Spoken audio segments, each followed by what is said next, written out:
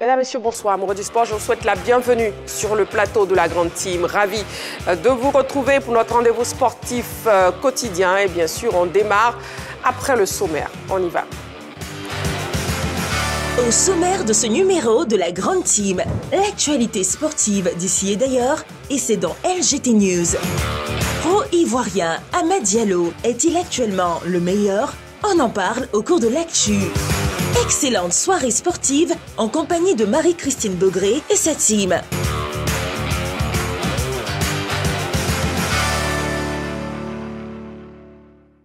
Allez, nous sommes donc ensemble ce soir pour notre rendez-vous sportif chaque soir du lundi au vendredi de 20h30 à 22h avec cette question LGT, donc pro-ivoirien. Amad Diallo est-il actuellement le meilleur? Ce sera la question débattue comme sujet dans l'actu. Ce sera donc tout à l'heure. Et pour cette émission, pour ce soir, je serai donc accompagné de Henri Joël. Bonsoir. Bonsoir Marie-Christine. Comment vous allez? Oh, je vais très bien. Ravi. Balo, bonsoir. Bonsoir Marie-Christine. Comment vous allez? Ça va et chez vous? Très bien, merci beaucoup. Je vais bien aussi. Aimé Tchétché, bonsoir. Bonsoir Marie-Christine. Comment vous allez? Très bien. Oui, très ça bien. se voit. Merci. Ça se voit que vous allez très bien. Ravi. Clément, comment vous allez? Je vais super bien et toujours très content d'être avec vous. Merci beaucoup. Today is Tuesday. Voilà, on aura donc Henri Joël, Clément, Balo, Aimé Tchétché, bien sûr, pour parler de sport ce soir. La première rubrique de cette émission, c'est LGT News. Et on y va tout de suite. C'est maintenant. LGT News. Tir à l'arc pour lancer les news de ce mardi. Abidjan accueille le 14e championnat d'Afrique. Dans le cadre de l'organisation du 14e championnat d'Afrique 2025 de tir à l'arc en terre ivoirienne, la Fédération ivoirienne de tir à l'arc a animé une conférence de presse le samedi 8 novembre. Cette rencontre avait pour objectif de présenter les enjeux du championnat d'Afrique, notamment au niveau des délégations attendues, ainsi que les partenaires institutionnels et techniques impliqués. Nous avons tout mis en œuvre pour que cette fête soit une réussite. Nos athlètes aussi, dans leur préparation, sont prêts. Ils attendent que le 19 novembre pour montrer à la Côte d'Ivoire tout entière ce qu'ils savent faire. Et nous sommes sûrs que nous aurons des athlètes qualifiés pour les Jeux Olympiques de la jeunesse de Dakar 2026, mais aussi nous aurons des titres de champion d'Afrique dans les différentes disciplines de tir à l'arc que nous avons à ce championnat, notamment les arcs olympiques chez les hommes comme chez les femmes, les arcs olympiques chez les moins de 18 ans et aussi dans les arcs nus où nous avons présenté des athlètes. Ces athlètes, nous les connaissons déjà. La majorité, on a été à plusieurs compétitions ensemble, donc on a le niveau. Donc on travaille en fonction de ces athlètes. Et où nous avons un petit souci, c'est au niveau des athlètes des U18, que c'est leur première fois de participer à ces compétitions dans toute l'Afrique. Donc nous ne maîtrisons pas le niveau des autres pays. Mais on travaille en fonction de notre niveau. Je pense que les jeunes, ils ont fait plusieurs compétitions à l'international. Donc ils peuvent relever le défi de la Côte d'Ivoire. Du 19 au 23 novembre 2025, le 14e championnat d'Afrique Abidjan 2025 se déroulera au Parc des Sports de Treichville. Cet événement continental rassemblera les meilleures nations africaines de la discipline et constituera une vitrine majeure pour le sport ivoirien. Omnisport, la 9e édition des Mining Olympiades, lancée officiellement. Yamoussoukro abritera la 9e édition des Mining Olympiades, un concept du groupement professionnel des miniers de Côte d'Ivoire, alliant journées scientifiques et sportives, notamment le football, la natation, l'athlétisme, le basketball et le maracana. En prélude à l'édition 2025, une conférence de presse a été animée vendredi dernier en vue de donner les grandes lignes. Cette 9e édition des Mining Olympiades se veut un moment festif visant à renforcer la cohésion, la solidarité, l'excellence, l'unité et le sentiment d'appartenance à la communauté minière ivoirienne. L'une des principales innovations de cette année est la participation de 5 pays, le Burkina Faso, le Ghana, le Sénégal, la Guinée et le Mali. Ce sont plus de 3000 participants de 40 compagnies qui seront en compétition dans 10 disciplines individuelles et 13 collectives. Cette édition, en fait, c'est l'édition de la maturité. On a vu là dans le déroulé toute l'historique du Mining Olympiade, d'où ça vient, comment cette activité a franchi différentes barrières pour arriver aujourd'hui à quelque chose d'absolument extraordinaire. Et surtout quand on parle de géologie, vous voyez, la géologie n'a pas de frontières. Voilà. Et donc on a estimé que c'était véritablement une belle opportunité pour nous d'inviter nos frères à célébrer avec nous en décembre. Nous sommes en direct sur la 3, bien sûr, vous suivez votre émission La Grande Team. Maintenant, nous sommes au niveau du débrief des news et on commence avec Balo. Oui, on commence avec moi pour parler de Lamine Yamal. On a entendu tout à l'heure qu'un spécialiste s'est prononcé sur sa blessure, une pubalgie qui est une douleur inflammatoire de l'aine et du pubis, que effectivement le Barça avait pris des dispositions idoines pour aider Lamine Yamal. Quelles sont ces dispositions? Parce qu'actuellement, ça fait les choux gras des réseaux sociaux et même des médias. Il faut savoir que le Barça a demandé une intervention chirurgicale. Okay. Ce qui fait qu'aujourd'hui, il est indisponible pour la sélection espagnole, pour la fenêtre internationale à venir. La Jora, la sélection espagnole, a annulé purement et simplement sa convocation parce que les membres de la fédération, sinon l'équipe espagnole, estiment qu'elle n'a pas été informée de l'initiative du Barça d'entreprendre une intervention chirurgicale. Donc actuellement, ça crée des tensions entre l'Espagne et le Barça, mais tout cela met à nu urgente.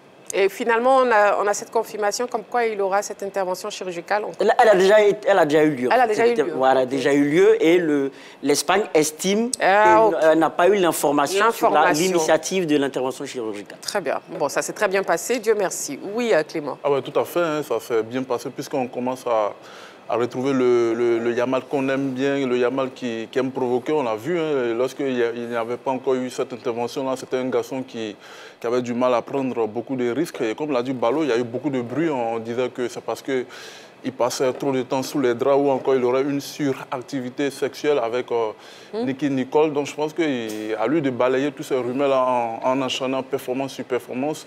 Moi, je pense que c'est un gamin de 17 ans. Il doit être plus dans la performance sur le terrain que d'être mentionné plus dans tout ce qui est extra-sportif. Donc, à lui de revenir au top niveau. On sait que c'est une blessure quand même qui gêne énormément parce que ça ne vous donne pas... Ça vous met quand même dans une situation qui est un peu gênante. Vous hésitez entre ce qu'on appelle une opération ou faire avec. Et lui, il a décidé quand même de faire appel à la chirurgie. Ça a marché pour lui. À lui maintenant d'avoir ce qu'on appelle une vie saine parce qu'il est encore gamin et il a beaucoup de choses à aller gagner avec le football comme le Barça ou encore avec la sélection nationale. Donc quand on veut aller loin dans le domaine professionnel, on range simplement sa vie.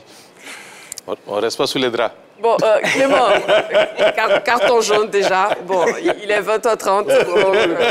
On est censé parler que de sport. Et puis, est-ce que vous avez les preuves, justement, de ce que vous dites, comme quoi il a une forte activité sous les draps? Non, j'ai mis au conditionnel. Mais vous avez trop insisté dessus. Bon, en tout cas, vous avez pris le carton jaune. Voilà. Rouge maintenant. Voilà. Clément, vous allez prendre un carton rouge. Mais Tchétché, sauvez-moi, s'il vous plaît. Sous les draps. Oui, avec vous, on va parler de transfert. De Rodrigo Goes. Rodrigo Goes, le joueur du Real de Madrid, dont on a parlé dans l'élément précédent, LGD News. C'est un garçon formidable. Il a quand même fait, en 6 ans de présence au Real de Madrid, il a quand même joué 282 matchs pour 68 buts. Donc c'est un garçon qui a été constant pendant longtemps jusqu'à ce que attire.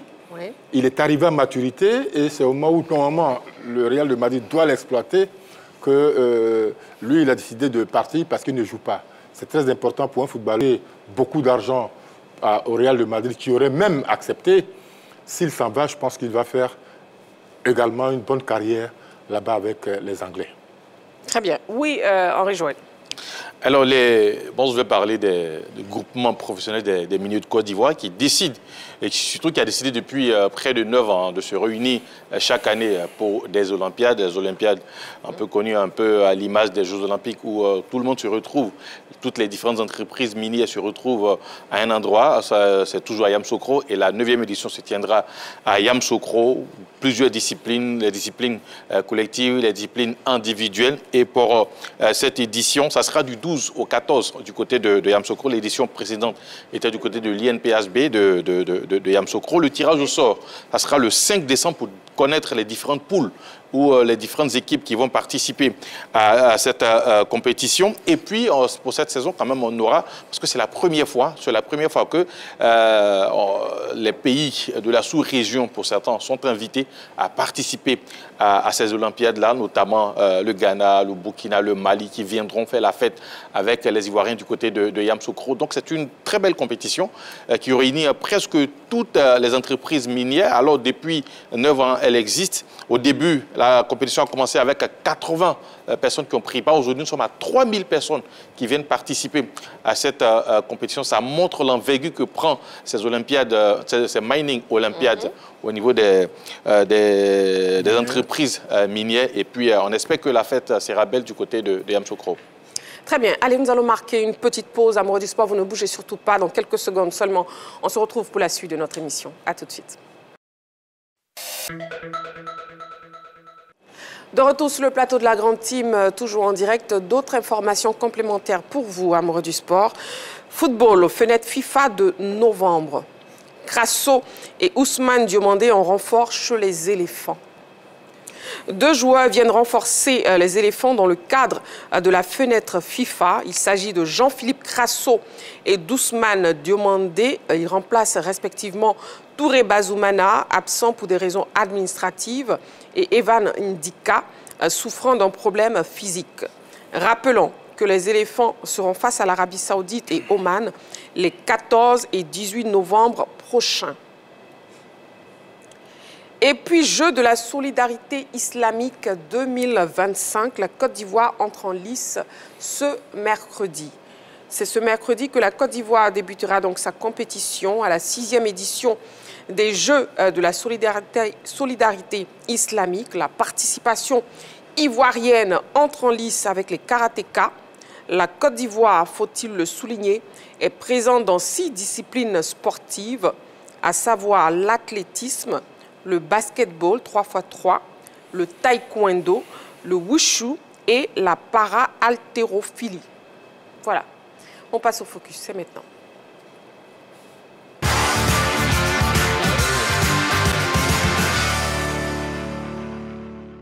Ligue 1, le FC San Pedro prend le pouvoir. Oui, le FC San Pedro a consolidé sa place de leader de la Ligue 1 au terme de la 10e journée disputée ce week-end. Déjà, voyons les résultats enregistrés et les incidences au classement. Le Sol FC, pour la 10e journée de la Ligue 1, l'ONACI a battu Zoman FC 1-0. Le CO Korogo a perdu face au FC San Pedro par le même score. Iska s'est incliné face à l'US Chologo 1-0. Le Racing Club a perdu face à l'ASEC Mimosa 2-1. Boaké FC a battu l'AFAD 1-0. L'ASOA a dû rompre les chines face au FC Mouna 1-0. Et Oza a battu Stella Club 2-0. Le mercredi 19 novembre 2025, nous aurons ES Aboville Stade d'Abidjan. Et ensuite, le classement. Le FC San Pedro caracole en tête avec 22 points. Suivi de l'ASEC Mimosa 19 points. Quant au relégable, nous avons une surprise. Le Stade d'Abidjan avec 8 petits points. Et l'ES Aboville 5 points. Voilà, alors messieurs, débrief déjà, comment vous analysez ces performances du FC San Pedro en Ligue 1? Aimé Tchétché. Ben, c'est une belle performance. Après 10 journées, je pense, c'est ça? Après 10 journées, c'est une belle performance. Ils sont leaders avec 22 points. Et c'est une équipe qui va jouer, je crois, la Coupe de la Confédération. La Coupe de la Confédération en phase de poule. Donc, c'est très motivant pour cette équipe. Et donc, elle a besoin de se rassurer avant d'aller à la conquête de l'Afrique. Ce n'est pas souvent leur ambition d'aller gagner la Coupe d'Afrique. Ils disent qu'ils se préparent, enfin, ils forment des jeunes gens qui le revendent par la suite. C'est leur objectif. Ouais. Donc, voilà, ils sont dans leur rôle. Hein. Ils sont premiers. Mais attention, derrière, il y a la SEC. Ouais, derrière la SEC, pour l'instant, San Pedro premier, oui, Clément? Ah ouais, tout à fait. On n'est pas surpris quand même par la performance de cette formation de FC San Pedro, qui est pour moi l'une des formations les plus régulières maintenant du championnat.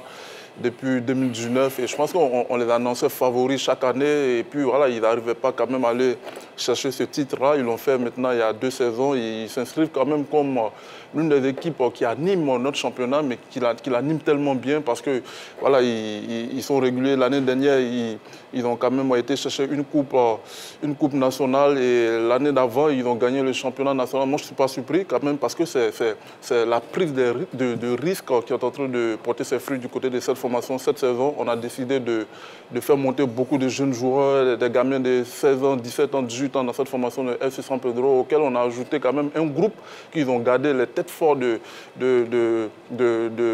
cette formation de San Pedro sont là quand même. On parle des garçons tels que Kamagate Draman qui est à 5 buts déjà dans ce championnat-là, des garçons tels que Abi Kwasi qui sont toujours là, qui portent cette formation de FC San Pedro. Donc je pense qu'ils méritent quand même d'être leaders de ce championnat-là parce qu'ils sont dans une forme de régularité. On a parlé de cette régularité, pourquoi? Parce qu'ils ont été vice-champions en 2019, 2020, 2021, champions en 2024 et puis vainqueurs quand même de la Coupe nationale. Et bravo à eux parce qu'ils font quand même un formidable boulot et nous, on va encourager tout ce qui est produit de la formation. Très bien. Oui, Balo. Oui, déjà, c'est une très très bonne saison qui passe par le fait qu'ils aient déjà une très très bonne défense. Il faut savoir que c'est seulement 8 buts encaissés. C'est moins que l'ASEC Mimosa, deuxième, qui en a 10 encaissés, et l'US Chologo, 11 buts encaissés. Donc, ce qui veut dire que c'est une équipe quand même qui tient la route défensivement et qui offensivement fait des efforts puisqu'ils ont inscrit 16 buts. Donc, c'est une équipe complète. Comment est-ce qu'on peut analyser? On peut analyser par le fait que c'est une équipe quand même qui arrive à avoir un équilibre offensif et défensif, ce qui leur permet pour moi d'être à ce niveau. Oui, Henri-Joël. C'est le fruit de l'audace. Je vais rejoindre Clément Yeton sur cette analyse, puisque cette équipe de FC San Pedro a décidé de faire monter une promotion. Et c'est ce que souvent on demande. Ils ont osé avec les jeunes. Alors moi, j'étais un peu dubitatif en début de saison quand ils avaient fait ce choix de faire monter que des gamins, je dirais en griffe, des gamins au sein de l'équipe première, puisqu'il y avait la Coupe d'Afrique à jouer, il y avait aussi le championnat et d'autres compétitions annexes qui vont s'ajouter par la suite. Donc je craignais pour eux. Ensuite, ils réussissent à se qualifier au niveau de la Coupe d'Afrique. D'ailleurs, c'est le seul club ivoirien qui a réussi à passer les phases éliminatoires et qui va s'inviter au niveau de la phase de poule d'une compétition africaine. Donc déjà, c'est un élément à noter. En plus, ils font mieux qu'à exister au niveau du championnat. En ce moment, en 10 journées, ils sont leaders, ils ont 22 points, ils sont devant la SEC Mimosa, ils sont à 3 points même de la SEC Mimosa, c'est-à-dire sur 30 points, ils ont pris 22. Ils ont perdu que 8 points depuis le début de la saison. Donc c'est une équipe vraiment qui est solide, là où peut-être... je vais mettre un petit bémol, c'est au niveau de la défense. Quand Balou me dit 8 buts en 10 journées, c'est pas intéressant. C'est pas intéressant pour un club qui a l'ambition, parce que quand on les voit en ce moment, ils ont déjà été champions. Ils ont l'ambition de finir peut-être leader à la fin du championnat. Donc un club qui a cette ambition-là, normalement, ne doit pas encaisser 8 buts en 10 journées. Il va falloir revoir ce côté-là, marquer beaucoup de buts, mais ne pas encaisser. 6e meilleure défense. Ouais. En tout cas, Aimé Tchétché en parlait par rapport à l'ASEC, les Mimos, justement, qui ont retrouvé le goût de la victoire face au RCA. Julien Chevalier a-t-il trouvé, messieurs, les solutions justement pour rectifier le tir, Aimé Tchétché? Oui, mais chaque année, on décrit Julien Chevalier, c'est une plaie, il faut qu'il s'en aille. Mais chaque année, il termine 2e, au plus 3e. Voilà. Donc, pour moi, c'est le même schéma depuis 3-4 ans. C'est le même schéma avec Julien Chevalier. On lui arrache, il perd tous ses meilleurs joueurs à la fin de la saison. Il recrute, enfin, la SEC recrute de nouveaux joueurs pour des gens qui n'ont jamais joué de compétition. Et malgré cela, il termine dans les meilleures conditions à la première place. L'année dernière, la saison dernière, c'était le mano à mano avec le Stade d'Abidjan jusqu'à la dernière journée. Voilà.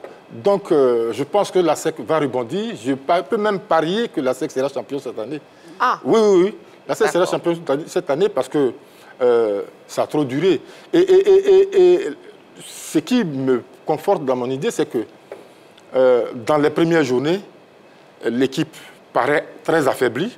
Mais au fil des rencontres, cette équipe de la SEC se bonifie. Il y a des ratés quelquefois. La vie n'est pas linéaire, hein. Il y a des ratés quelquefois, mais la SEC réussit à retomber sur ses pieds. En tout cas, et puis on a l'étonnante formation de l'US Tchologo qui est montée sur le podium. Clément. Ah ouais, tout à fait. Moi, je suis tellement surpris par la qualité des rencontres de cette formation. Même dès la première journée face à l'ASEC Mimosa, ils ont montré quand même un beau visage. Et généralement, les promus, ils galèrent généralement en Ligue 1, mais eux, ils sont tellement bien partis dans ces championnats de Ligue 1. Tu as l'impression qu'ils sont là depuis 3 ou 4, 5 saisons. Ils maîtrisent quand même l'environnement, bien porté par des joueurs tels que Aoutou Benoît qui arrive quand même à porter cette formation de Tchologo. Il y a quand même une belle mobilisation aussi autour de cette formation. On sait ceux qui sont derrière. On parle également du coach Choualou Aïdara qui fait quand même un formidable boulot en tant que DS de cette formation, avec le coach également qui arrive quand même à trouver quand même l'équilibre entre la défense et puis l'attaque, parce que c'est une formation qui est quand même difficile à bouger, qui arrive quand même à regarder tout le monde dans les yeux. On va dire que les clubs du Nord se comportent bien quand même dans ce championnat. En plus de Tchologo, il y a le Sohoka quand même qui fait une bonne saison, même s'ils ont commencé à chuter un peu depuis quelques matchs maintenant. Mais bravo à Tchologo qui, en termes de cohésion de jeu, ces victoires ne sont pas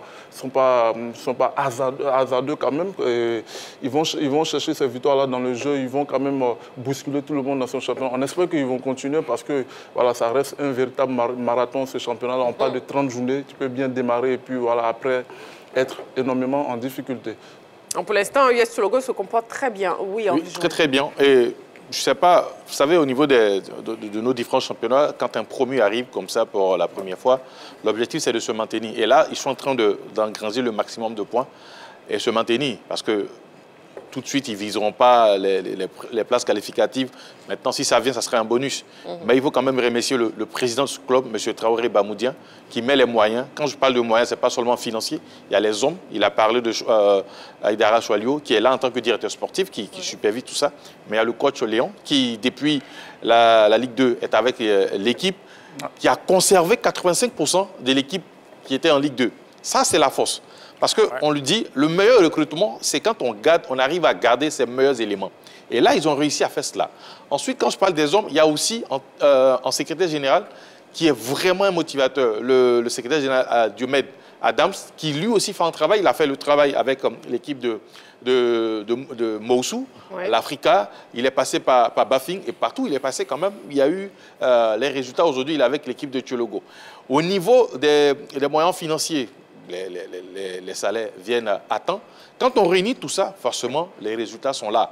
Voilà, je ne dirais pas que les autres ne le font pas, mais du côté de Tchologo, voilà quand même quelques recettes qui permettent aujourd'hui au club de pouvoir figurer dans le haut du classement. L'essentiel, c'est de prendre des points. Maintenant, vous savez, au niveau de nos différents championnats, souvent, il y a des zones de turbulence. Si pendant les zones de turbulence, ils réussissent à garder un peu la lucidité, ils pourront se maintenir. Maintenant, s'il y a du bonus pour les places africaines, ils prendront. Ok, et on s'intéresse à FC Mouna avec Ballot. Oui, qui réalise la bonne opération, puisque aujourd'hui ils sont quatrième. Il faut rappeler que c'est une équipe qui a quand même été à la base d'une certaine crise à l'ASEC Mimosa lorsqu'elle a battu l'ASEC du côté de Yamoussoukro. Donc c'est une équipe qui a toujours eu, pour moi, une bonne productivité du jeu.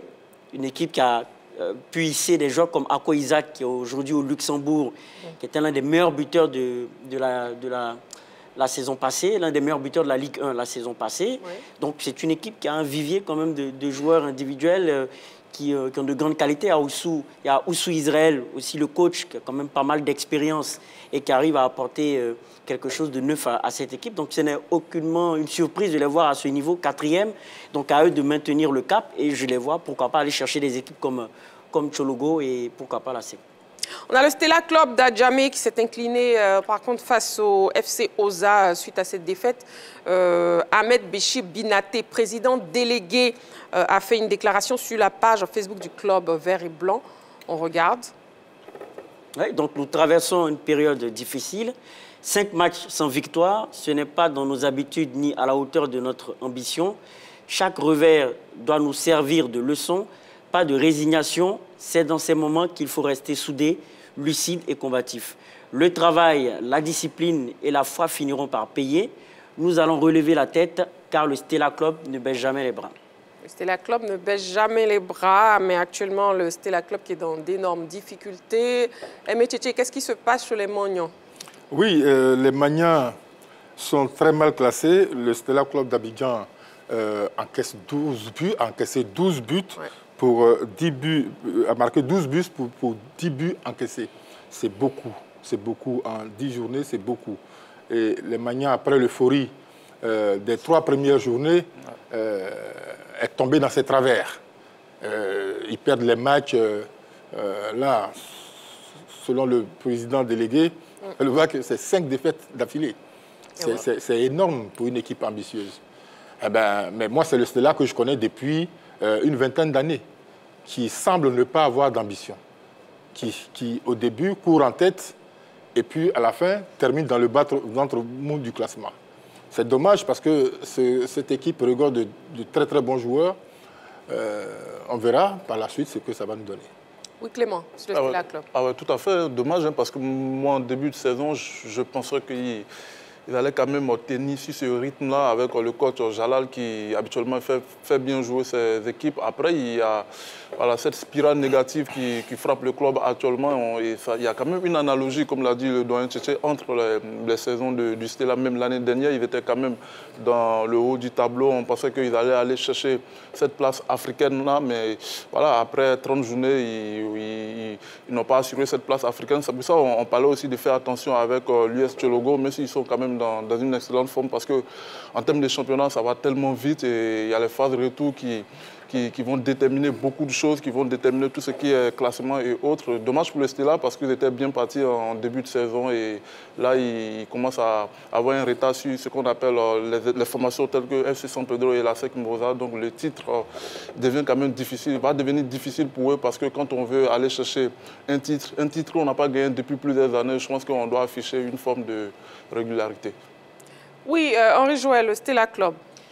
Alors, en début de saison, on faisait un peu la comparaison. Hein. On se disait, le Stade a attendu près de 49 ans pour avoir son titre. Peut-être ça sera autour du Stella aussi pour de s'approprier le titre de champion de Côte d'Ivoire. Parce que là, ils étaient devant, ils gagnaient tout le monde. Ils avaient même mis en difficulté la SEC. Mais là où je reviens sur ce que je disais en ce qui concerne l'équipe de Tchologo, où il faut engranger le maximum de points, c'est que cette équipe de Stella, malgré les 5 derniers matchs sans victoire, ils ont 16 points. C'est-à-dire que s'ils n'avaient pas fait ce bon début de saison, en ce moment, l'équipe était grandement en difficulté. Là, ils sont 5e, ils ont 16 points. Ils sont à 6 points du leader. Je pense qu'ils ne sont pas largués. C'est vrai qu'il y a une zone de turbulence pour l'instant, ça bouscule bien le véhicule ou je dirais l'engin, mais j'espère que cette équipe du Stella, là, comme l'a dit son président délégué, va se ressaisir rapidement pour repartir de plus belle parce qu'ils ne sont pas largués, comme je l'ai dit, et ils ont la possibilité d'aller titiller les équipes de devant. Ils doivent encaisser moins. Là, ils ont encaissé aussi 10 buts en 10 journées, c'est-à-dire un but chaque journée. Ce n'est pas bien pour une équipe quand même qui vise une place africaine ou peut-être qui vise le titre. Oui, Balo. Oui, je pense qu'il y a la possibilité pour le Stella de se relancer parce que pour ce que j'observe, c'est quand même un club qui a des résultats en dents de scie. Parce que lorsqu'il y a eu le départ de Rigo Gervais, lorsque Jalal Radouane est arrivé, il y a eu quand même un vent de renouveau, surtout au niveau du jeu. On a eu à les avoir en direct sur la 3, sur le jeu offensif, sur pas mal d'éléments. Mais ce qu'on constate, c'est qu'il y a un manque de régularité. C'est une équipe qui n'arrive pas à maintenir le cap de ses qualités sur le long terme. Alors que dans un championnat, pour moi, le principe d'un championnat, c'est d'être régulier pour arriver jusqu'au bout. Donc, c'est une équipe qui a les résultats en dents de scie, qui est capable d'avoir de mauvais résultats et de rebondir. D'où le fait que j'estime que c'est encore possible pour eux de retrouver du chemin. Mais alors là, il ne faudra pas retomber dans cette travers d'ici la fin du championnat, parce que c'est le problème de cette équipe. Donc, il faut travailler sur la régularité pour avancer. Voilà, alors je vous invite déjà à suivre les réactions d'après-match de certains entraîneurs recueillis par les médias de la Ligue professionnelle et du FC San Pedro. On regarde. Avant le début des 3 matchs, là, je me disais que 7 points, ça serait parfait. C'est ce que le contrat est rempli. Aujourd'hui, on gagne 1-0 à l'extérieur, contexte un peu difficile. Et puis au final, on ne peut être que satisfait. On peut tirer un coup de chapeau au gardien qui sort un pénalty et qui nous permet de repartir avec les 3 points aujourd'hui. On aimerait, maintenant ça reste du football. Et si nous on fait bien les choses, on va mettre toutes les chances de notre côté. Maintenant, un match de football, ça commence à 0-0 et on a vu dernièrement, notamment contre Zoman, qu'on n'a pas réussi à faire la différence et qu'on a perdu le match. Donc, ce qui est important pour nous, c'est de faire des séries. Là, on est sur 2 victoires consécutives. On va tout faire pour bien travailler cette semaine et aller chercher la 3e victoire consécutive. Très fier de l'attitude et de la réaction des joueurs. Parce qu'en ce moment, on a tendance à se mettre des handicaps. Et on a su relever la tête, se ressouder. J'ai félicité Zouzou parce qu'après la grosse erreur qu'il a fait, il est soumis à des grosses critiques, mais il a su réagir, il montre qu'il a du caractère. C'est facile d'enterrer les joueurs et de les lâcher dès que c'est difficile, mais il faut les soutenir, les accompagner, les encourager. Il a eu une superbe réaction, mais l'équipe a eu une superbe réaction. On ne s'est pas désagrégé, je pense qu'une défaite aurait été imméritée, même un match nul. Et on a su faire ce qu'il fallait, on est récompensé des gros efforts qu'on a fait. Après, on est, comme vous dites, un match très électrique, mais rendu électrique par encore le contexte de l'arbitrage. Vous me voyez un petit peu abattu, j'étais en train de regarder des vidéos des attentats qu'on a subis, qui ne sont pas sanctionnés. Dans un premier temps, d'abord, je dirais que ce terrain commence à nous sourire. Voilà. L'analyse du match, on avait Iska qui est une très bonne équipe d'Iska. Le grand frère Boamene, on connaît. Ça produit vraiment du jeu. Voilà, donc toute la semaine, on a travaillé à resserrer nos lignes, voilà, à défendre en progressant et à jouer sur les transitions. Dieu merci, on a eu une petite phase de transition et on l'a bien exploité pour marquer le but. Voilà, ils ont bien porté le ballon, ils ont créé des situations, mais défensivement, on a été solide. Là, il ne faut pas rêver déjà parce que le championnat, il est long. Il y a des matchs à la fatigue, on a une jeune équipe. À un moment donné, ça sera difficile pour nous, on le sait, mais il faut prendre les points dès maintenant pour être à l'abri. Voilà la réaction de certains entraîneurs après les matchs. Déjà, voici le programme de la 11e journée de la Ligue 1. Oui, samedi 15 novembre 2025, on aura soit ACO Korogo, FC San Pedro ES à Beauville, soit FC Racing Club, ASEC Mimosa Boaké FC, AFAD FC Mouna. Et le dimanche 16 novembre 2025, FC Oza Iska, Zoman Stella Club, Stade d'Abidjan, US Tchologo. Allez, on se dirige donc vers l'actu. Sachez déjà que pour l'actu, on aura 2 sujets. Le premier sujet avec cette question LGT, pro-ivoirien Amad Diallo est-il actuellement le meilleur? Et la deuxième question LGT aussi qui concerne justement le mondial U17 avec que vous inspire le parcours des éléphantos. Voilà, on part donc vers l'actu. On y va.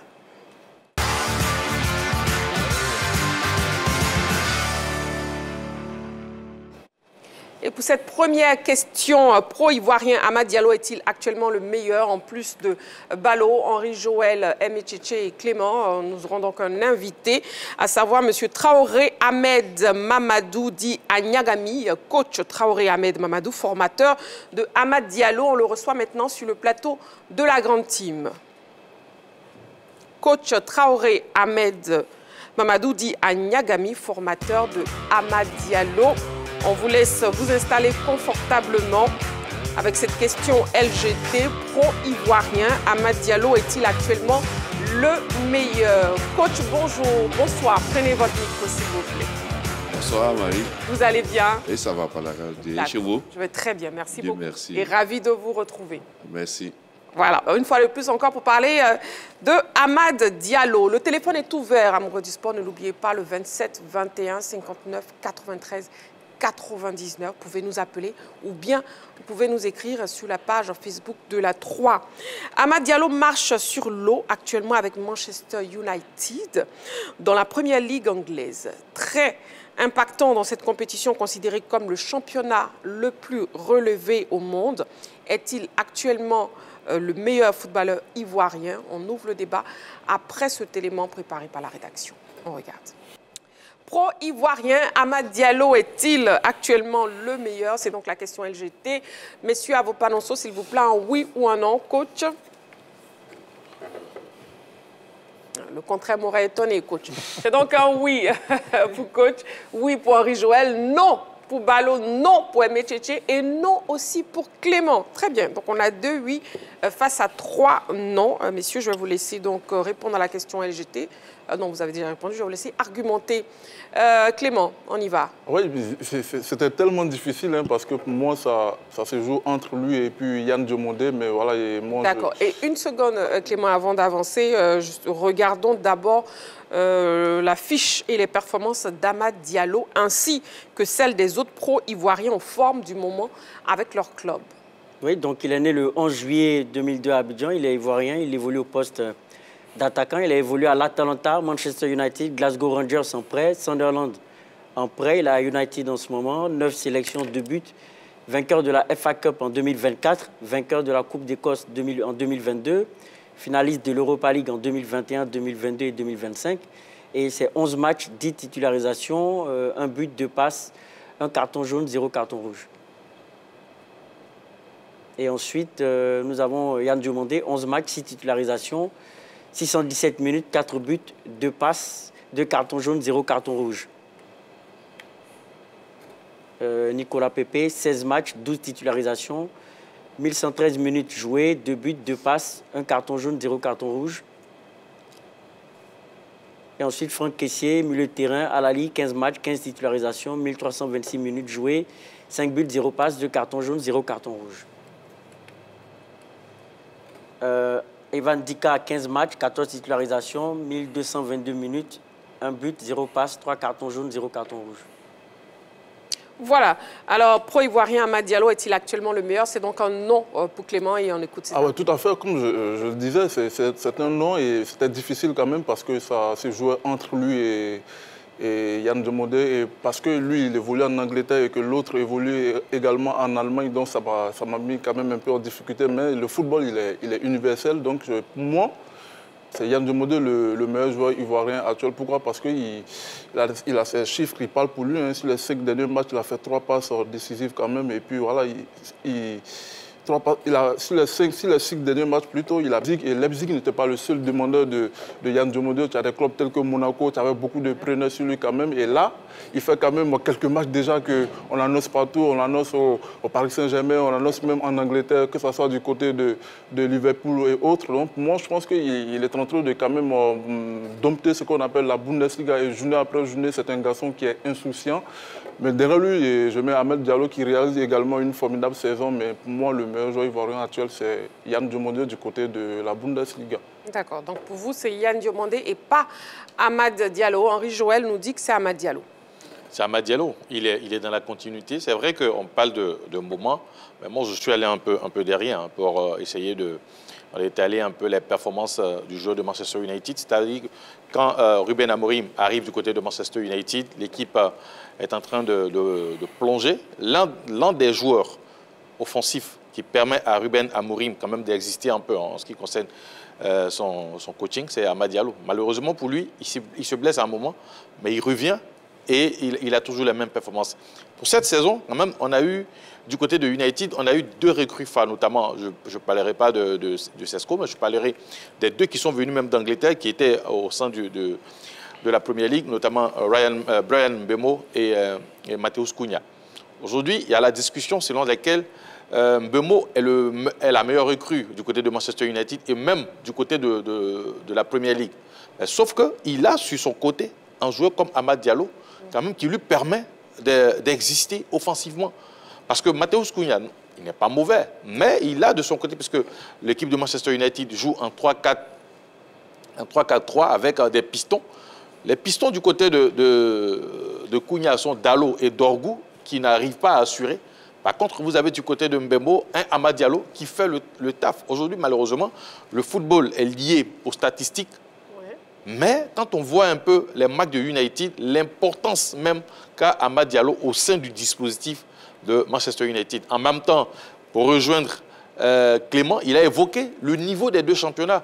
Aujourd'hui, un joueur qui performe du côté de la Premier League, pour moi, n'est pas à comparer à un joueur qui performe du côté de la Bundesliga. Ce n'est pas manquer de respect à la Bundesliga, mais aujourd'hui, la Premier League est le championnat le plus intense. Et quand on réussit à avoir les performances d'Amad Diallo dans un tel championnat, forcément, voilà, il est en tête. On aurait pu mettre aussi Nicolas Pepe, mais il n'a pas été régulier. Il a été meilleur joueur du mois de la Liga, mais ensuite, les performances de Nicolas Pepe ont baissé, mais Ahmed Diallo, il est constant depuis le début de la saison. Ok. Pro-Ivoirien, Ahmed Diallo est-il actuellement le meilleur? C'est un non pour Emichichi.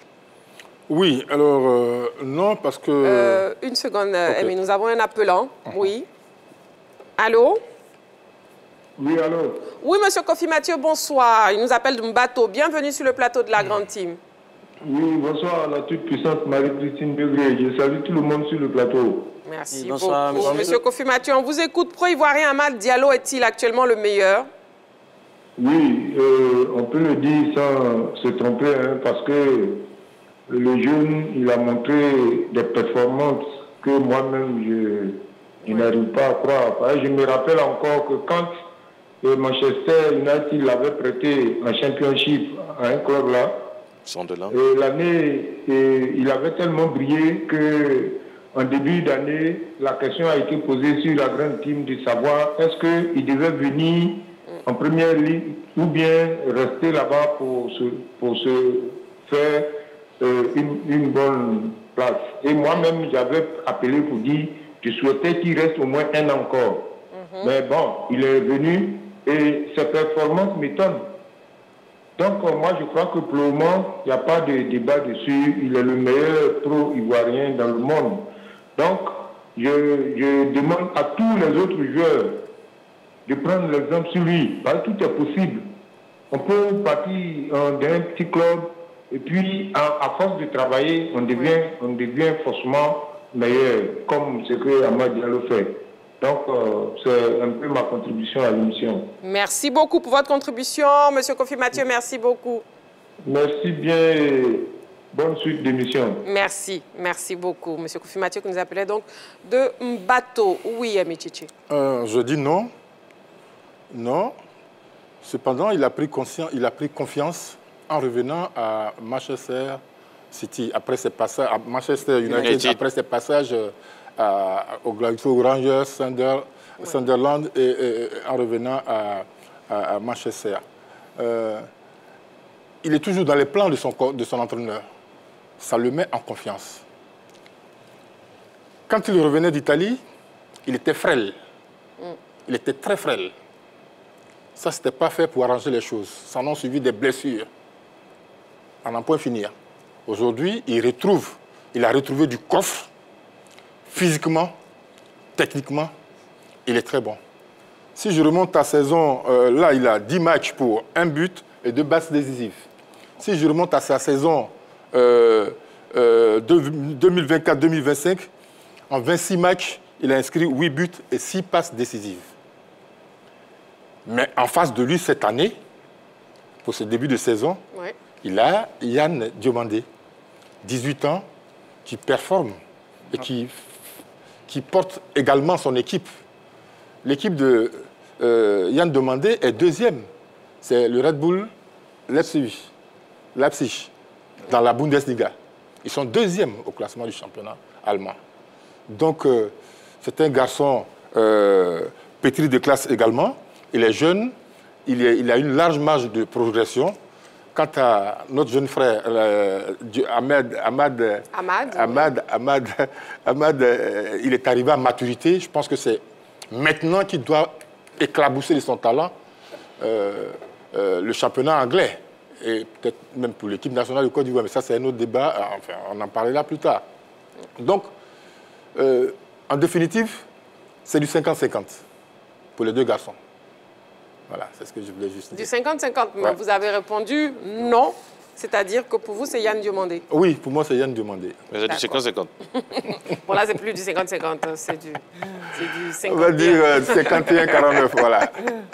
OK, pro-ivoirien Ahmed Diallo est-il actuellement le meilleur ballot? On vous écoute. Non, c'est Yann Diomandé, parce que statistiquement, il est au-dessus. Parce que si on veut les juger sur 3 critères, c'est-à-dire les performances en sélection, le caractère décisif et les statistiques, eh bien, il faut savoir que sur la sélection nationale, les deux sont au coude à coude, puisque les deux ont fait une magnifique fenêtre récemment avec les éléphants face au Kenya notamment.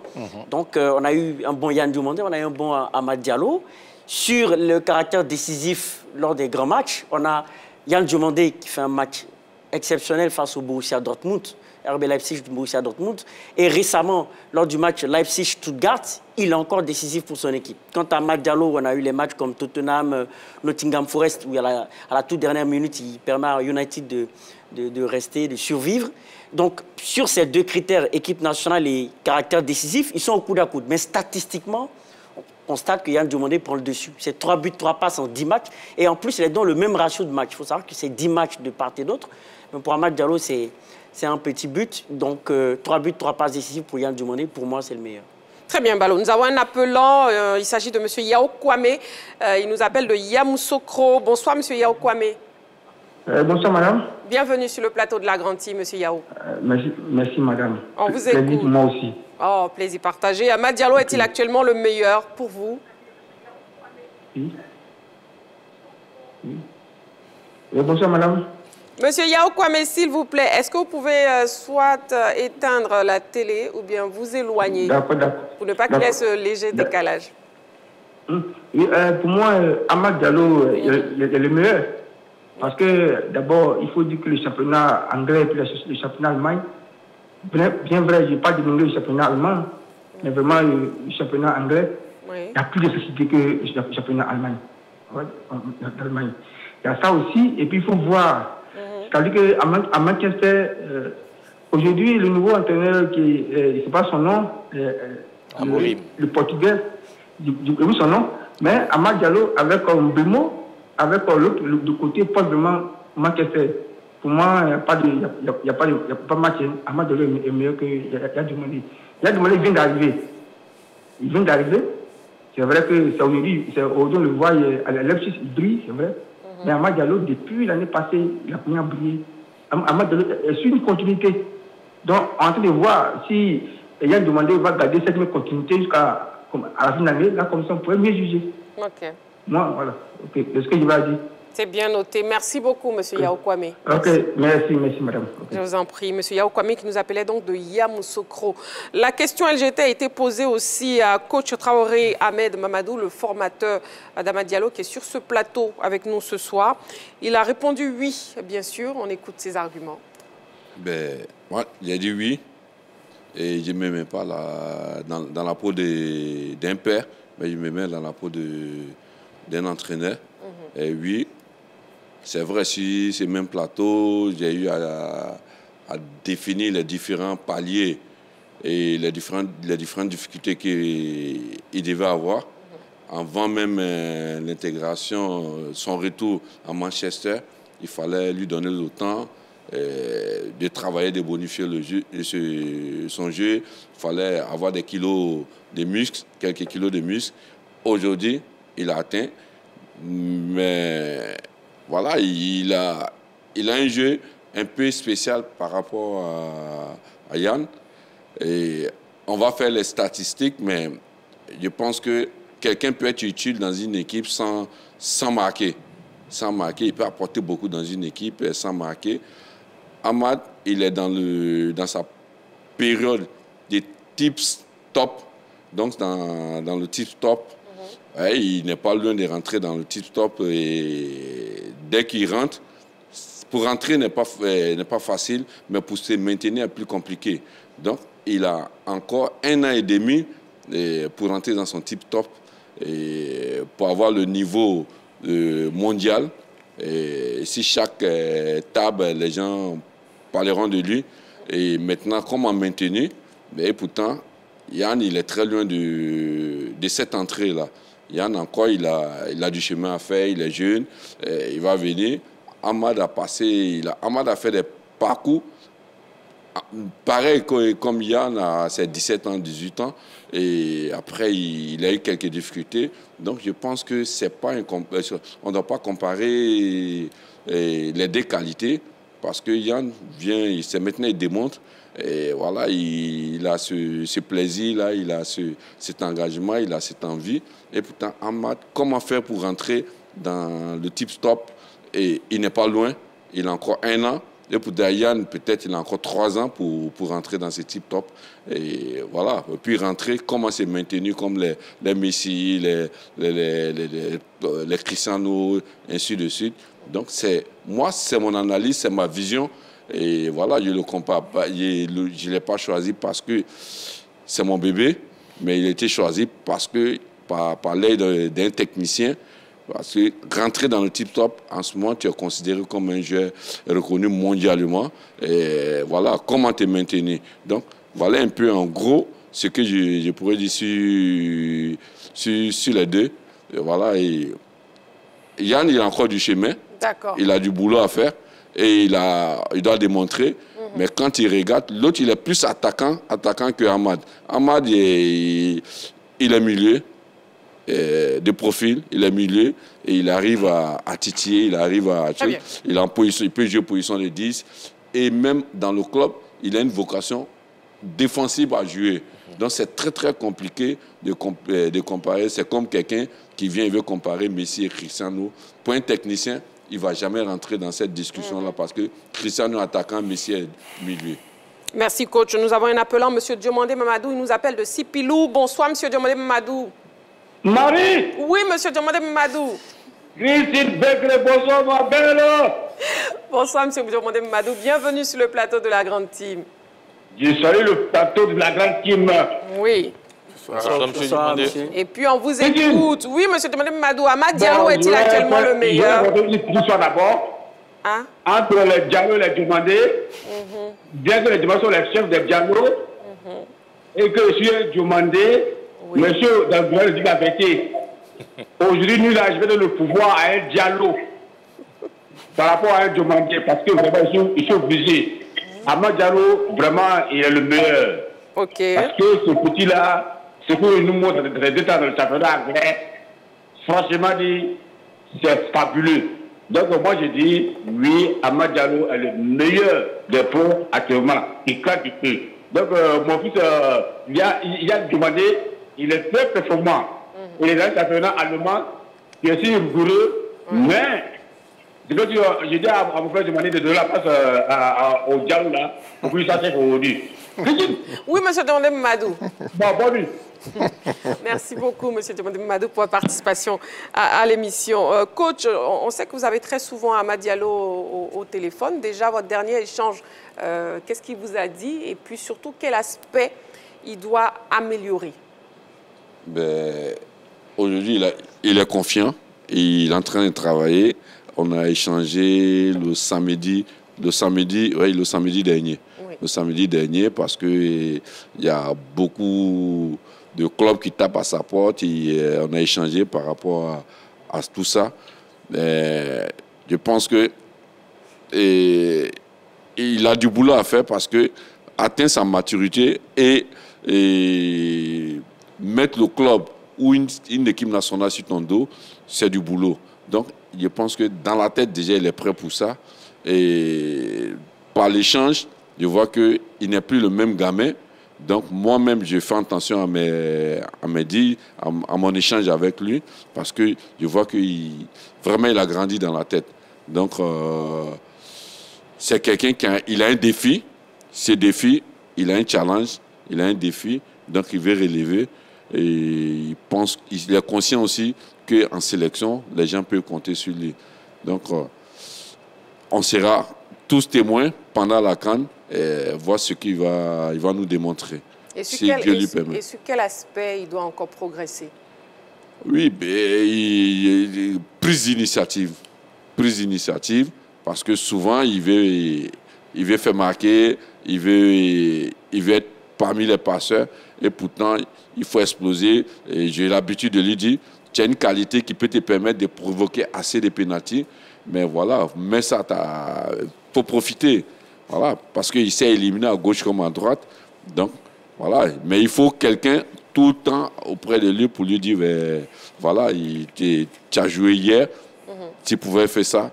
Analyser ces matchs, définir des choses, et puis comment aller à cette réussite-là. Parce que prise d'initiative, encore, je pense que ça lui manque un peu.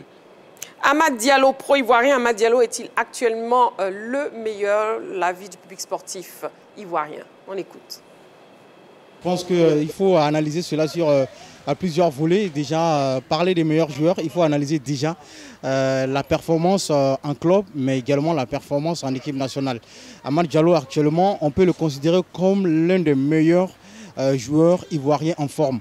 Pour employer le terme approprié très souvent au football où on parle des joueurs en forme. Actuellement en club, on sait à quel point voilà, il délivre des passes décisives, même si ces derniers matchs il n'a pas marqué. Même le week-end dernier, lors du 2-partout face à Tottenham, il a délivré encore une passe décisive. En équipe nationale, il y a eu quelques périodes où c'était un peu difficile, mais en ce moment, voilà, généralement les footballeurs, ils surfent un peu sur la performance en club ou vice-versa. Lui, actuellement, on peut dire qu'il est en train de surfer un peu sur sa belle forme en club et cela se réjaillit un peu sur ses performances en équipe nationale. On se rappelle de son très beau coup franc lors de la 10e journée des éliminatoires face au Kenya. Donc on peut dire sans doute que Amad Diallo, c'est le joueur en forme du moment avec les éléphants. Oui, il pense bien que c'est lui qui est le meilleur. Parce qu'au club, il prouve, c'est lui qui aide son équipe à gagner. Moi, actuellement, c'est lui qui porte l'United au sommet. Mais Amad Diallo, c'est le meilleur joueur. C'est le bon. À l'heure précise, c'est le meilleur joueur ivoirien. Avec la Côte d'Ivoire, c'est lui qui est le meilleur joueur. Bon, le meilleur joueur ivoirien actuellement, c'est Amad Diallo. Moi, c'est mon avis. Hein. Actuellement, le meilleur joueur ivoirien, c'est Amad Diallo. Amad Diallo est le meilleur joueur ivoirien. Parce que quand il y a des sélections et qu'on l'appelle, il répond toujours et il fait gagner l'équipe ivoirienne. Hormis cela, dans son club actuel, vraiment, il fait vraiment des miracles parce qu'il marque des buts. Vraiment, il n'y a pas de commentaires sur Amad Diallo. Amad Diallo, il est ouf. Je ne pense pas que Amad Diallo soit le meilleur joueur ivoirien. Parce que, hormis Amad Diallo, nous pouvons citer bien d'autres, c'est-à-dire Wilfried Zaha et puis Franck Kessié. Bon, le meilleur joueur ivoirien pour moi, c'est Franck Kessié.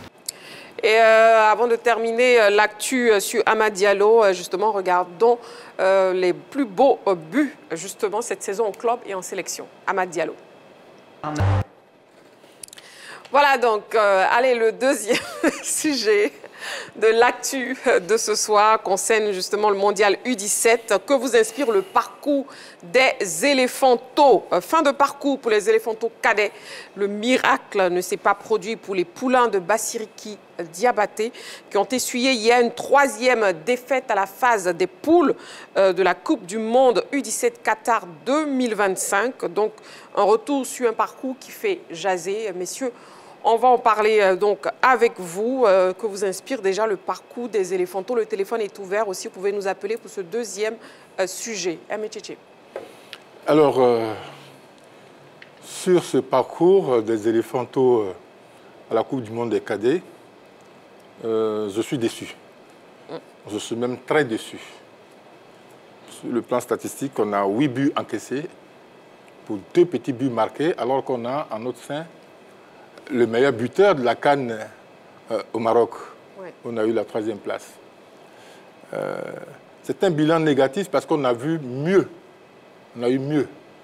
En 1987, dans cette compétition, on termine 3e. La Côte d'Ivoire termine 3e. En 2005, on sort au premier tour. En 2011, on sort en 8e de finale. Et en 2013, après avoir remporté la CAN des U17 avec la génération Franck Kessié, on termine 4e. On sort en quart de finale. En soit dit en passant, le capitaine Franck Kessié de cette époque-là, après la CAN des cadets, il gagne 2 fois la CAN de la Coupe d'Afrique des Nations. Donc, c'était une belle génération.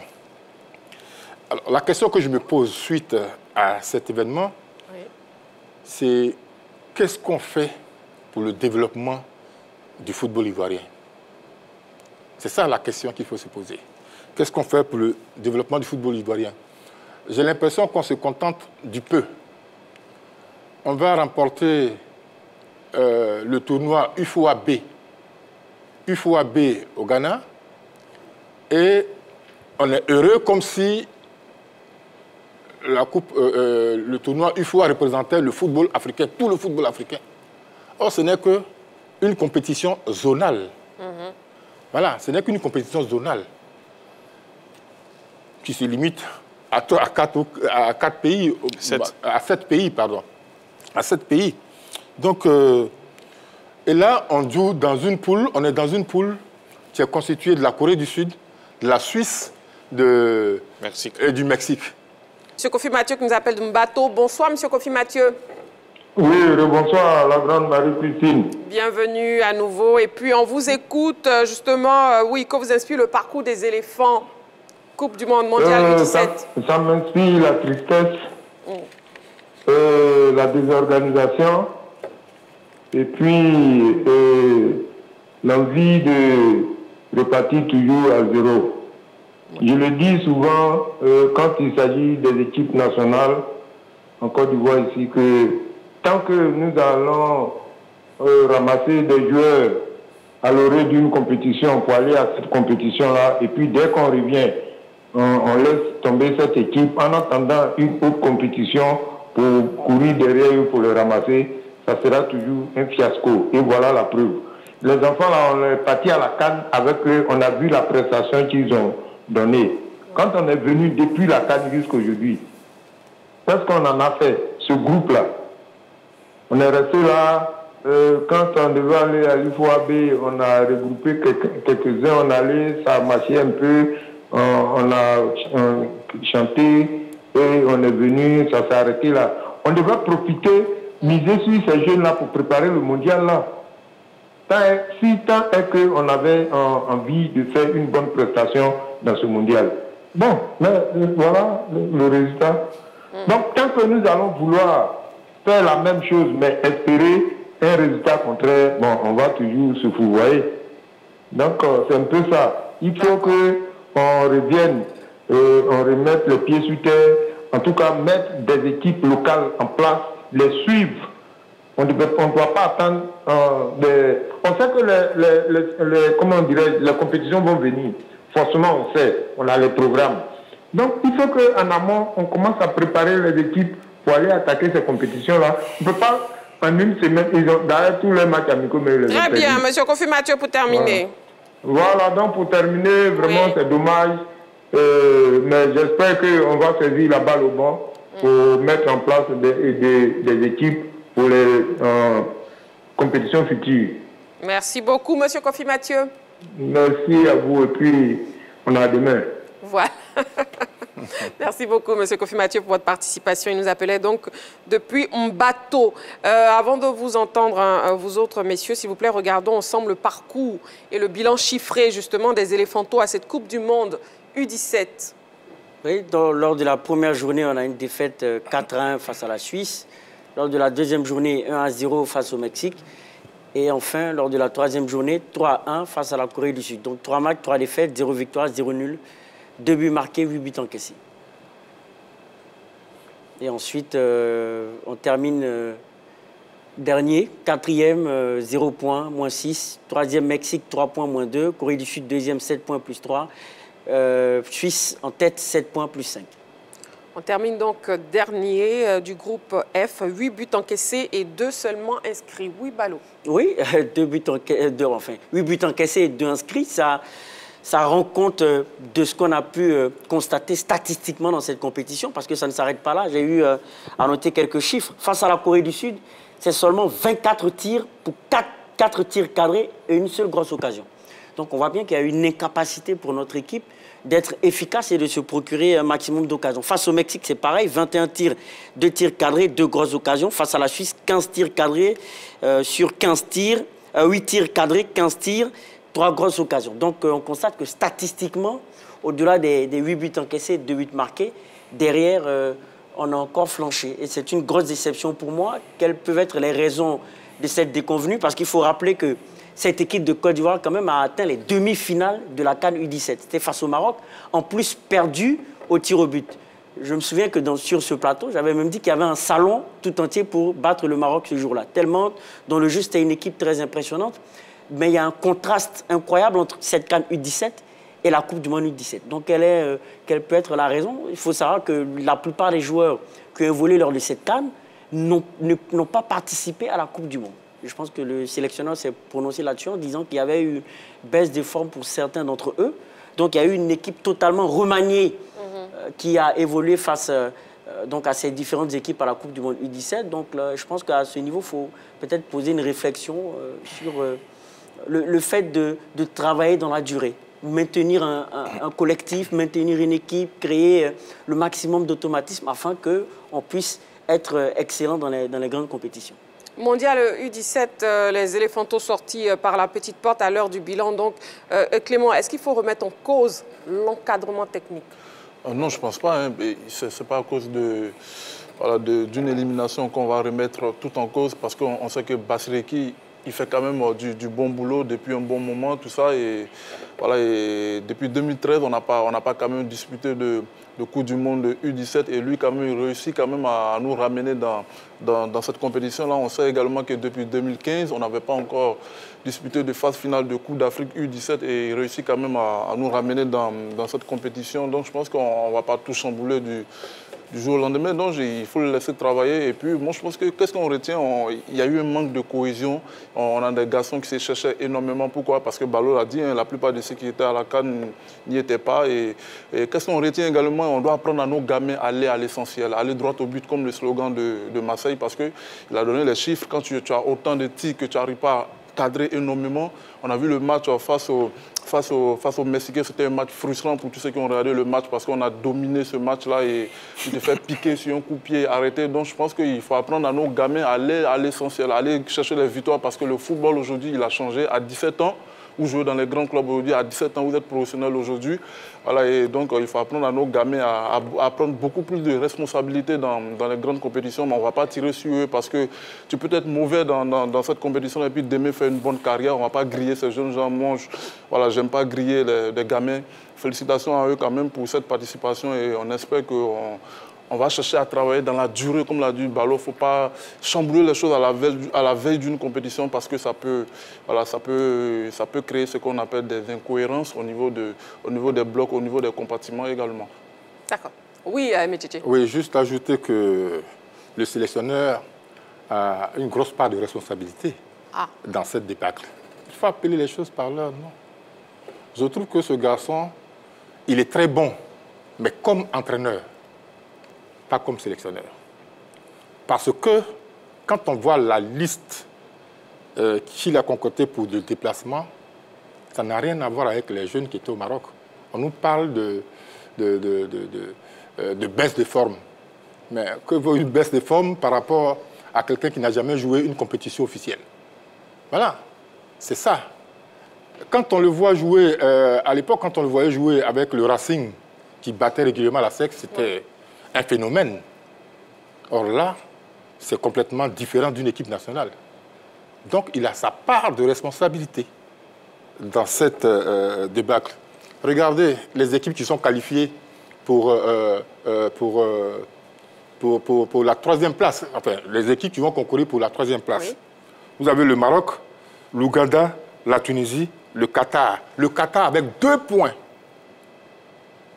2 points. Voilà. Quand on finit troisième d'une compétition d'une telle envergure comme la CAN, on ne peut pas se permettre de sortir 0 victoire avec 0 victoire. Voilà, c'est ce que je voulais faire. Très bien. Donc pour vous, l'encadrement technique est responsable. Est responsable. OK. Oui, Henri Joël. Alors moi, je dirais tout. Il y a beaucoup de responsabilités. C'est vrai que le sélectionneur a sa part de responsabilité, mais je pense que déjà du retour de la CAN, on devrait pouvoir maintenir cette équipe-là, jouer. D'autant plus que tous ces joueurs évoluent dans nos différents championnats ici. Aucun n'est en Europe. Donc je pense qu'on pouvait déjà commencer, à partir de ce moment-là, à faire des regroupements pour permettre à ces jeunes joueurs-là d'être en forme. Sur les 22 qui étaient présents à la CAN, seulement 7 étaient présents au mondial. Donc 15 nouveaux joueurs ont intégré l'effectif. Ça ne peut pas fonctionner. Ça ne peut pas fonctionner. C'est vrai que le sélectionneur a vraiment une large liste de joueurs qui entrent, il y a des joueurs qui entrent, qui sortent. Oui. Mais pour moi, je pense que quand on a joué une CAN, quand on a fini 3e, on devait pouvoir garder ce groupe-là. Au minimum, au moins 80% de ce groupe devait être présent du côté du mondial. Mais quand on va avec 7 joueurs sur 22, bon, je ne suis pas très fort dans les calculs, mais je pense que ça dépasse les 30%. Mais on s'attend à quel résultat? À aucun résultat. Au niveau de la défense, moi j'ai fait un peu le calcul. Au niveau de la défense, il me semble que seulement deux joueurs sur 7 présents à la CAN étaient présents au mondial. Ça ne fonctionne pas. Oubliez le gardien. Et le gardien, plus Valboué qui n'était pas retenu au début, mais qui est venu parce qu'il avait eu un forfait. Donc, quand on regarde tout ça, on se dit, il y a eu beaucoup de choses qui ont changé. Alors, moi, l'interrogation, est-ce qu'il avait les mains libres, l'entraîneur, pour faire sa liste? Voilà, est-ce qu'il avait les mains libres? Moi, c'est la grosse interrogation. Bon, ça, c'est un autre débat. Oui, coach, la désillusion totale au mondial U17, les éléphantaux. Oui, mais moi, personnellement, ça ne me surprend pas. Avec tout ce que nous sommes en train de dire sur le plateau. Et vous voyez, l'équipe mexicaine, l'équipe suisse et ainsi de suite, c'est des gamins qui ont pratiquement 400 matchs peut-être en 4 ans. Mais nous, nos gamins, ils ont combien de matchs? C'est ça, il faut revoir la politique. J'ai l'habitude de dire, c'est-à-dire, nous sommes dans un travail où les Européens ont fini il y a 17 ans. C'est maintenant nous voulons faire le même travail. C'est-à-dire ce qu'ils ont fini de faire il y a 17 ans. C'est-à-dire le programme, la planification, la méthodologie qu'ils avaient il y a 17 ans. Nous, c'est maintenant nous voulons copier. Ça ne peut pas prendre. Et pourtant, eux, ils sont dans autre chose. Ça réfléchit, ça doit nous amener à réfléchir. Je prends un exemple. Tu prends Lamine Yamal. À 16 ans, 17 ans, il a joué une Coupe d'Europe avec l'équipe nationale A. Mais à ses 15 ans, il a pris part à quel genre de championnat? C'est l'équipe nationale, ce championnat Barcelone B, Barcelone C, qui joue peut-être en 3e ou 4e division ou 5e division. À 15 ans, déjà, il joue avec les seniors en 3e, 4e division. Et quand il finit ça, il vient à l'équipe première de Barcelone, l'équipe A. Mais c'est un joueur qui a du vécu. Ouais, quand nous voyons nos gamins jouer, le principe de jeu, on est très en retard. Le jeu ivoirien, le principe de jeu, donc c'est des revoirs. Je pense que ça a besoin d'un bon plateau d'échange entre la fédération et les présidents de club. Parce que un petit mot a dit. On va terminer, on termine l'émission dans 1 seconde, coach. Oui, on accuse Vasriki, mais ceux qui ont été sortis de la liste, il y a beaucoup qui sont dans les clubs, ils ne sont pas utilisés. Après la CAN, n'ont pas été utilisés dans les clubs. Donc ceux-là, il manque de compétition. Donc c'est de revoir notre politique de travail. On ouvrira donc un débat sur ce sujet. Merci beaucoup, coach. C'est la fin de la grande team. Merci, coach. Coach, merci. Merci. Plaisir pour moi d'être sur ce plateau. Plaisir partagé. Merci, Balo. Je vous en prie. Merci, Henri Joël. Merci, Aimé Tchétché. Comme d'habitude, c'est un plaisir énorme. Plaisir partagé. Merci, Clément. Je vous en prie. Merci, amoureux du sport. On se retrouve donc demain en direct 20h30. D'ici là, prenez soin de vous et n'oubliez pas, faites toujours du sport.